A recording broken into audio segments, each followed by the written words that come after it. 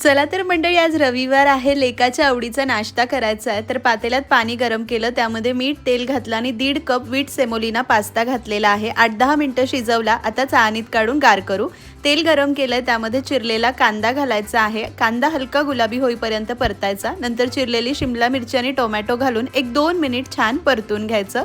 नंतर यामध्ये हळद आणि लाल तिखट घालायचं, छान मिसळून घ्यायचं। थोडासा मी पास्ता मसाला घालते, म्हणजे पास्ता चवीला खूप छान लागतो।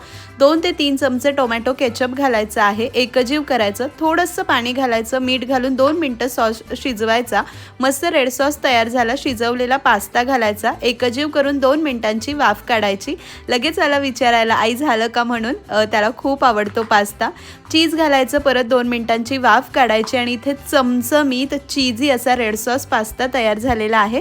मी व्हीट सेमोलिना पास्ता वापरते, मैद्याचा नसतो। तुम्हाला घ्यायचा असेल तर मी प्रोडक्टमध्ये टॅग करते।